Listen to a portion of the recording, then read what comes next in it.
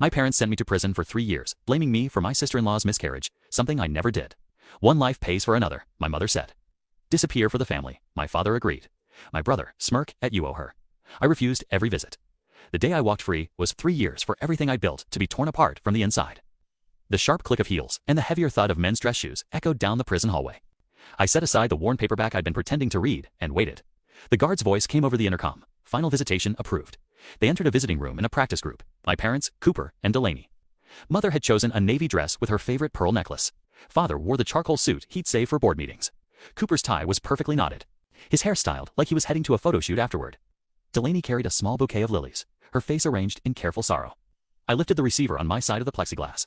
Mother spoke first, leaning forward with that familiar authoritative tone she'd used when negotiating contracts.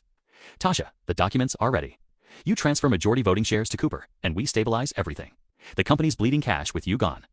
Mother's voice came next, softer but no less calculated. It's the only way to protect what your grandfather built. Investors are nervous. One signature saves jobs, saves the legacy.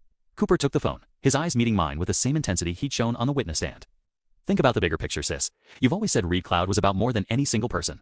Delaney placed her free hand flat against the glass. After everything, you owe the family this. I held the receiver, but said nothing. Then the door on their side opened again. Miles Reed stepped in, my youngest brother, 25 now. The one I'd let go as CFO, 18 months before my arrest, over what seemed like minor discrepancies in quarterly reports. He wore a well-tailored gray suit, hair cut short, looking more like a young executive than someone who'd been job hunting for years. He sat beside Cooper without a word to me at first. When he took the phone, his tone was even, almost detached. Family isn't always about who's right or wrong. Sometimes, it's about who makes it through. His eyes flicked away from mine as he said it. I scanned their faces. Parents who taught me ambition, a brother who'd grown up in my shadow, a sister-in-law who joined the family 5 years ago. I felt a wall solidify inside me. I'm not signing, I said clearly into the receiver. Anything, ever. Consider this, goodbye. Father's expression turned to stone. Mother's hand flew to her mouth. Cooper gripped the phone tighter. Miles simply placed the receiver back in its cradle, without reaction. I stood and walked away. Behind me, Mother's voice rose through the glass. You're throwing away everything we worked for. The following morning brought Seattle's familiar overcast sky and light rain. The prison gates rolled open on schedule. A crowd of reporters had gathered. Tech journalists from GeekWire, a crew from Camo News, even someone from CNBC, who'd flown in overnight after the story broke about the Reed family drama.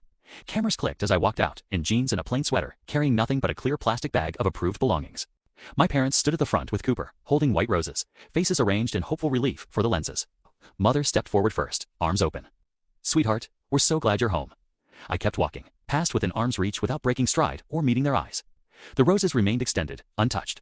A sleek black Bentley glided to the curb. The rear door opened from inside. Ethan Harrison emerged, 34, Harvard Law, known for dismantling corporate fraud cases